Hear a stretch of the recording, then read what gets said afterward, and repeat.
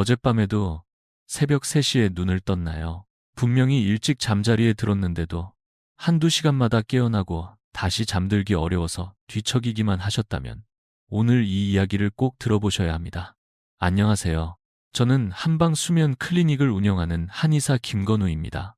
지난 10여 년간 수백 명의 시니어분들을 만나며 불면증을 함께 극복해왔습니다. 오늘은 약에 의존하지 않고 자연스럽게 깊은 잠에 빠질 수 있는 방법을 알려드리려 합니다.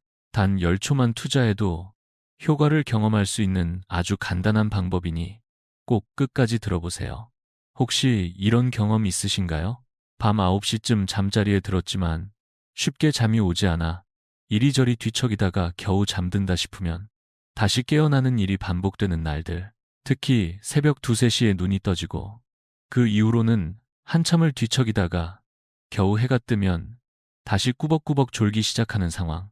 이런 밤이 하루 이틀도 아니고 몇 달 혹은 몇 년씩 이어진다면 삶의 질이 얼마나 떨어질지 누구보다 잘 아실 겁니다. 실제로 많은 어르신들이 예전처럼 푹 자본 게 언제인지 기억도 안 난다고 말씀하시곤 합니다. 여든을 바라보는 김순자 할머니도 그런 분 중 한 분이었습니다. 항상 저녁 9시 전에 잠자리에 들려고 애쓰셨지만 시계를 보며 뒤척이던 밤이 대부분이었다고 하셨어요. 낮에는 너무 피곤해서 식사 중에도 꾸벅꾸벅 졸고 아침에 일어나면 몸이 무겁고 두통이 오기도 하셨습니다. 그런데 놀라운 변화가 찾아왔습니다. 약을 먹지 않고도 단지 몇 분의 습관만으로 이제는 밤새 한 번도 깨지 않고 아침까지 푹 주무신다는 겁니다. 어떻게 이런 변화가 가능했을까요? 오늘 영상에서는 바로 그 비밀을 하나씩 나눠드리려 합니다. 여러분이 어떤 체질이든 어떤 상황이든 실천할 수 있는 쉽고 안전한 방법입니다. 단지 몇 분만 투자하셔도 됩니다. 수면제 없이도 내 몸의 자연스러운 리듬을 되살리는 법, 지금부터 함께 시작해 보겠습니다. 이제 김순자 할머니의 이야기에서 자연스럽게 이어서 많은 분들이 왜 나이가 들수록 잠이 어려워지는지 그 이유를 하나씩 살펴보겠습니다. 이유를 알아야 올바른 해결 방법도 찾을 수 있기 때문입니다. 대부분 나이가 드니 원래 잠이 줄었겠지라고 생각하시지만 사실은 그보다 훨씬 복잡한 변화들이 몸 안에서 일어나고 있습니다. 첫 번째는 몸의 생체 리듬을 조절하는 멜라토닌이 크게 줄어든다는 점입니다. 젊었을 때는 어둠이 찾아오면 자연스럽게 졸음이 밀려왔지만 나이가 들수록 이 호르몬의 분비량이 절반 이하로 떨어지면서 몸이 지금은 잠들 시간이라는 신호를 제대로 받지 못하게 됩니다. 그래서 침대에 누워도 잠이 쉽게 찾아오지 않는 것입니다. 두 번째는 활동량의 감소입니다. 예전에는 하루 종일 움직이고 걷고 일하면서 몸이 자연스럽게 피곤해졌지만 지금은 오래 앉아 있거나 집 안에서만 생활하는 시간이 길어지면서 몸이 충분히 쉬었다고 오해하게 됩니다. 피곤함이 없으니 깊은 잠으로 떨어지는 힘도 약해지는 것이죠. 세 번째는 근육량 감소로 인해 혈액순환이 떨어진다는 점입니다. 근육은 단순히 몸을 지탱하는 역할만 하는 것이 아니라 체온 조절과 혈류 흐름에도 중요한 역할을 합니다. 근육이 약해지면 신체 곳곳에 충분한 혈액이 전달되지 않아 잠들기 어렵고 새벽에 자꾸 깨는 일이 많아집니다. 또 한 가지 중요한 원인은 스트레스와 걱정입니다. 자녀 걱정, 건강 걱정, 경제적 고민 등 머릿속을 떠나지 않는 생각들이 밤이 되면 더 크게 느껴지고 뇌를 계속 깨어있게 만듭니다. 몸은 지쳤는데 마음이 잠을 허락하지 않는 것이죠. 마지막으로 많은 어르신들이 복용하는 약물도 숙면을 방해할 수 있습니다. 혈압약, 당뇨약, 이뇨제 등은 부작용으로 자주 잠이 깨거나 화장실을 가게 만들어 새벽 잠을 흐트러뜨립니다.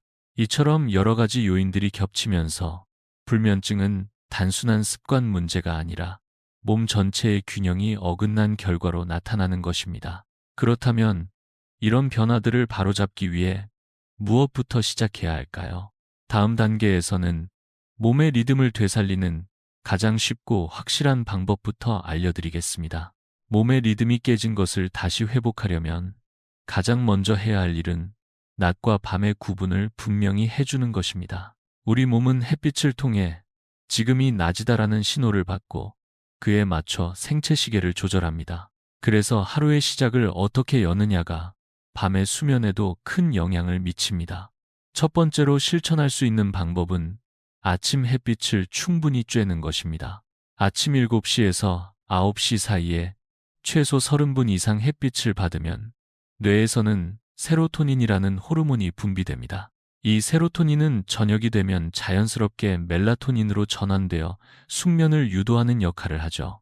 무더운 여름이나 외출이 어려운 날에도 실내 창가에서 햇빛을 받는 것만으로도 효과가 있습니다. 실제로 김영희 할머니는 아파트 옥상에서 매일 아침 햇빛을 쬐기 시작한 뒤 일주일 만에 저녁이 되면 자연스럽게 졸음이 밀려오기 시작했다고 하셨습니다. 지금은 밤 10시만 되면 별다른 노력 없이도 스르르 눈이 감긴다고 하셨어요. 두 번째는 저녁 식단을 조절하는 것입니다. 잠들기 3시간 전부터는 소화가 오래 걸리는 무거운 음식은 피하셔야 하고 대신 마음과 몸을 편안하게 해주는 가벼운 음식을 선택하시는 게 좋습니다.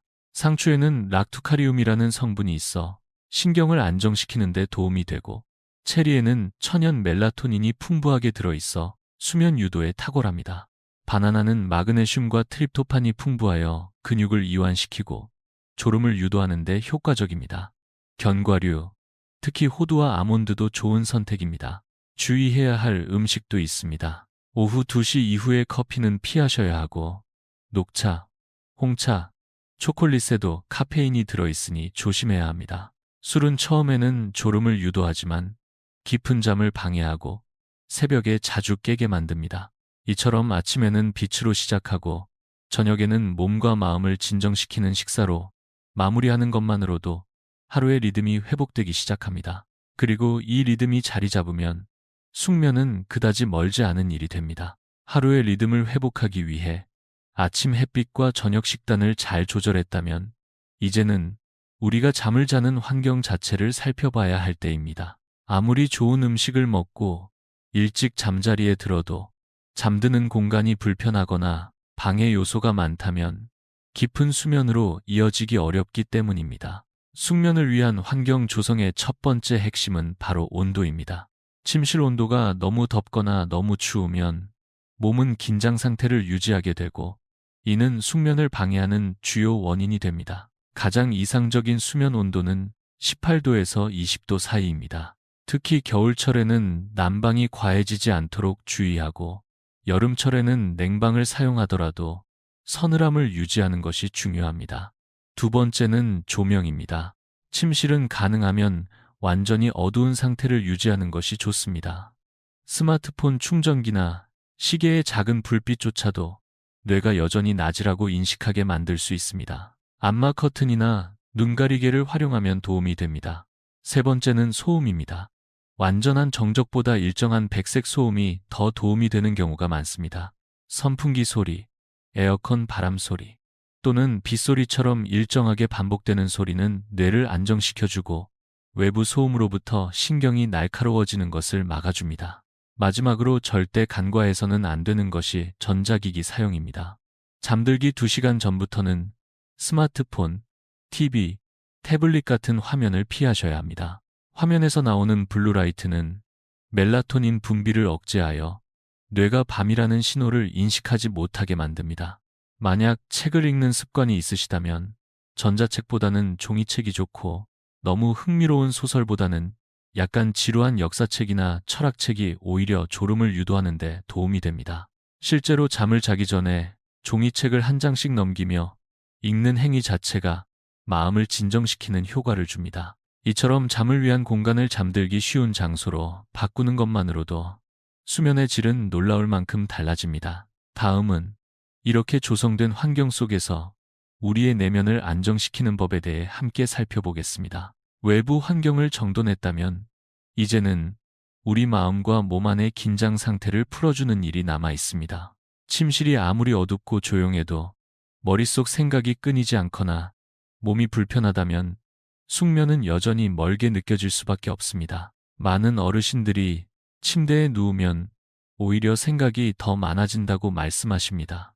자녀 걱정, 건강 염려, 생활비 고민 등 낮에는 바빠서 지나쳤던 생각들이 밤이 되면 선명하게 떠오르기 때문입니다. 이럴 때는 억지로 잊으려 하기보다는 생각을 밖으로 꺼내는 방법이 훨씬 효과적입니다. 추천드리는 방법은 걱정 노트 쓰기입니다. 잠자리에 들기 전 오늘 가장 마음에 남는 걱정 3가지를 종이에 적고 각 항목에 대해 내일 실천할 수 있는 작은 행동을 함께 써보세요. 예를 들어 건강이 걱정된다는 항목엔 내일 병원 예약하기라고 적습니다. 이렇게 구체적인 행동을 정리하면 뇌는 이 문제는 처리 중이다라고 인식하고 생각을 멈추는 경향이 있습니다. 또 다른 방법은 478 호흡법 478 호흡법입니다. 숨을 4번 세며 들이마시고 7초 동안 멈춘 뒤 8초 동안 천천히 내쉬는 이 호흡을 4차례 반복해 보세요. 심장 박동이 느려지고 자율신경계가 안정되며 몸 전체가 이완되는 효과가 있습니다. 몸의 긴장을 풀어주는 것도 중요합니다. 무리한 운동은 오히려 각성을 유발하지만 가벼운 스트레칭이나 종아리 마사지는 숙면에 큰 도움이 됩니다.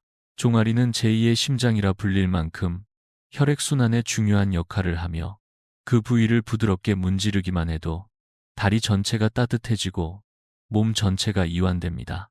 박철수 할아버지도 이 방법을 실천하신 분입니다. 20년 동안 새벽 2시에 항상 깨어났던 그분은 걱정 노트와 종아리 마사지 그리고 짧은 스트레칭을 병행한 지 일주일 만에 밤 10시부터 아침 6시까지 단 한 번도 깨지 않고 주무셨다고 합니다. 그날 아침 20년 만에 꿈을 꾼 것이었다고 하시며 감격해 하셨습니다. 이처럼 내면의 긴장을 풀고 몸을 부드럽게 이완시키는 일은 숙면을 위한 가장 본질적이고 중요한 단계입니다. 그리고 바로 그 다음, 이제 여러분이 가장 기다리셨던 핵심 비법, 몸속의 잠 스위치를 켜는 방법을 알려드리겠습니다. 마음과 몸의 긴장을 충분히 풀었다면 이제 마지막으로 우리 몸 안에 숨겨진 특별한 수면 버튼을 눌러줄 차례입니다. 바로 지금부터 알려드릴 수면 스위치 활성화법은 단 몇 분이면 실천할 수 있고 꾸준히 하면 깊은 잠으로 자연스럽게 빠져들 수 있게 도와줍니다. 사실 우리 몸에는 잠을 유도하는 신호를 뇌에 전달해주는 특정 지점들이 존재합니다. 이 지점들을 올바른 순서와 방식으로 자극하면 마치 컴퓨터의 전원 버튼을 누르듯 몸이 천천히 꺼지며 휴식 모드로 전환되는 원리입니다. 첫 번째는 귀 뒤쪽 안면혈입니다. 귀 아래 뼈가 끝나는 지점을 손가락으로 눌러보면 움푹 들어간 부분이 느껴지는데 그곳이 바로 안면혈입니다. 양쪽 귀 뒤를 엄지손가락으로 부드럽게 눌러주시고 시계 방향으로 원을 그리며 천천히 마사지해 주세요. 각 쪽을 번갈아 가며 총 3분 정도 마사지하면 뇌에 이완 신호가 전달되어 졸음이 자연스럽게 찾아옵니다. 두 번째는 목 뒤쪽 풍지혈입니다. 헤어라인 바로 아래 양쪽 큰 근육 사이에 있는 움푹한 지점입니다. 중지와 검지를 이용해 지그시 15초간 눌러보세요. 머리가 맑아지는 동시에 긴장이 서서히 풀리는 느낌을 받을 수 있습니다. 이곳은 뇌로 가는 혈류를 조절하는 중요한 지점으로 부교감 신경을 자극해 수면을 유도하는 역할을 합니다. 세 번째는 손목 안쪽 신문혈입니다. 손목을 뒤집었을 때 새끼손가락 쪽 손목 주름에서 약간 아래쪽 작은 뼈 옆에 움푹한 부분이 바로 신문혈입니다. 엄지손가락으로 원을 그리며 10초간 마사지하면 불안과 초조함이 가라앉고 마음이 차분해지는 효과를 볼 수 있습니다. 마지막은 발바닥 앞쪽의 용천혈입니다. 발가락을 구부렸을 때 움푹 들어가는 부분이며 몸의 열을 아래로 끌어내려 머리를 맑게 하고 잠을 유도하는 데 탁월합니다. 양쪽 발바닥을 각각 50초간 지그시 누르며 마사지해 주세요. 이곳은 약간 아플 수 있지만 자극을 주는 것이 오히려 도움이 됩니다. 이 네 지점을 올바른 순서로 자극하면 뇌와 몸이 차례차례 안정되며 마치 전등을 하나씩 끄듯 수면 상태로 전환됩니다. 다음에서는 이 지점들을 언제 어떻게 조합해서 실천하면 가장 효과적인지를 구체적인 루틴으로 안내해 드리겠습니다. 수면 스위치 자극법을 실천하셨다면 이제는 마지막으로 자신의 몸 상태에 맞는 방법으로 수면 루틴을 조금 더 정교하게 다듬어 보는 것이 중요합니다. 모든 사람에게 같은 방식이 똑같이 효과적인 것은 아니기 때문입니다. 특히 나이가 들수록 체질에 따라 수면에 영향을 주는 요소가 달라지기 때문에 내 몸이 어떤 상태인지 살펴보는 것이 필요합니다. 크게 보면 사람의 체질은 두 가지로 나눌 수 있습니다. 열이 많은 체질과 몸이 차가운 체질입니다. 먼저 열 체질의 특징은 평소 더위를 많이 타고 얼굴이 자주 붉어지며 손발이 따뜻한 경우가 많습니다. 반면 한 체질은 추위를 많이 타고 손발이 차며 창백한 얼굴색과 소화불량을 자주 겪습니다.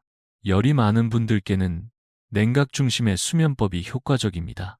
첫 번째로는 찬물 족욕이 있습니다. 잠들기 30분 전에 발목까지 찬물에 담그면 발을 통해 열이 아래로 빠져나가며 뇌가 서서히 이완됩니다. 박영수 할아버지는 열 체질로 늘 머리가 뜨겁고 밤이면 식은땀이 났지만 이 족욕을 시작한 지 일주일 만에 30분 안에 잠이 드셨다고 합니다. 두 번째는 차가운 베개 사용법입니다. 베개 커버를 냉장고에 잠시 넣어두거나 얼음팩을 얇은 수건에 싸서 베개 밑에 두면 머리에 열이 식으며 자연스럽게 졸음이 옵니다. 세 번째는 오이팩입니다. 오이를 얇게 썰어 이마에 올리면 긴장 완화와 열 완화에 도움이 됩니다. 반면 한 체질분들께는 온열 중심의 수면법이 적합합니다. 따뜻한 족욕은 기본이며 물 온도는 약 40도 정도가 적당합니다. 발을 담근 채 발가락을 천천히 움직여주면 혈액순환이 더욱 활발해집니다. 생강차 역시 매우 좋은 보조제입니다. 단, 너무 진하지 않게 우려내고 꿀을 조금 넣으면 효과가 더 좋아집니다. 최민자 할머니는 한겨울에도 이불을 여러 겹 덮고도 발이 시려서 잠을 못 주무셨는데 따뜻한 족욕과 생강차를 병행한 후에는 이제 가벼운 담요 한 장으로도 편안한 밤을 보내고 계십니다. 이처럼 자신의 체질에 맞는 방법을 함께 활용하면 수면 루틴의 효과는 훨씬 더 커지고 지속적으로 유지될 수 있습니다. 그리고 이제 마지막으로 이 모든 내용을 정리하고 숙면을 위한 마음가짐을 함께 나누는 시간입니다. 이제까지 함께 나눈 수면법들을 하나씩 실천해 보셨다면 분명히 느끼셨을 겁니다. 잠은 단순히 눈을 감고 쉰다는 의미를 넘어서 몸과 마음이 다시 살아나는 과정이라는 사실 말입니다. 그리고 숙면은 누구에게나 주어질 수 있는 권리이며 나이 때문이 아니라 방법을 몰라서 누리지 못했던 것뿐이라는 점도요. 지금까지 소개해드린 방법들을 다시 한번 정리해 보겠습니다. 첫째, 매일 아침 햇빛을 충분히 받기. 뇌와 몸의 생체 시계를 다시 맞추는 가장 기본적인 단계입니다. 둘째, 저녁 식사는 가볍고 수면에 도움되는 식재료로 준비하기. 상추, 체리, 바나나, 견과류 등을 활용하세요. 셋째, 숙면을 위한 환경 만들기. 어둡고 조용하며 서늘한 공간을 유지하는 것이 핵심입니다. 넷째, 전자기기를 멀리하고 종이책을 읽으며 뇌를 진정시키기. 다섯째, 걱정 노트 작성과 4-7, 8호흡법을 통해 마음의 불안을 낮추기. 여섯째, 수면 스위치 자극법으로 몸의 이완 신호를 직접 전달하기. 일곱째, 내 체질에 맞는 방법으로 열을 내리거나 따뜻함을 채우기. 이 모든 방법을 처음부터 완벽하게 하려 하실 필요는 없습니다. 하루에 하나씩 조금씩 실천해 보세요. 어떤 방법이 나에게 가장 잘 맞는지 느끼고 그 요소들을 조합해 나만의 수면 루틴을 만들어가는 과정이 무엇보다 소중합니다. 중요한 것은 지속하는 힘입니다. 하루 이틀 해보다가 효과가 없다고 포기하지 마시고 최소 2주일은 꾸준히 이어가 보세요. 우리 몸은 새로운 리듬에 적응하는데 시간이 걸리기 마련입니다. 그 시간을 너그럽게 기다려주는 것, 그것이 스스로를 위한 최고의 배려입니다. 불면증으로 오랫동안 고생하신 분들도 오늘부터는 새로운 가능성을 믿고 한 걸음 내딛어 보셨으면 좋겠습니다. 숙면은 멀리 있는 것이 아닙니다. 여러분의 생활 속 작은 변화에서부터 시작됩니다. 오늘 밤 귀 뒤 안면혈을 부드럽게 눌러보는 것부터 시작해 보시면 어떨까요? 단 10초만으로도 몸과 마음이 놀랍도록 편안해지는 것을 느끼실 수 있을 겁니다. 이 영상을 함께 시청해 주셔서 진심으로 감사드립니다. 혹시 시도해 보신 후 변화가 있으셨다면 댓글로 나눠주세요. 여러분의 경험이 또 다른 누군가에게 큰 용기와 희망이 될 수 있습니다. 앞으로도 약에 의존하지 않고 건강하게 살아가는 방법들을 계속해서 함께 나누겠습니다. 여러분의 매일 밤이 따뜻하고 고요한 숙면으로 채워지길 진심으로 바랍니다.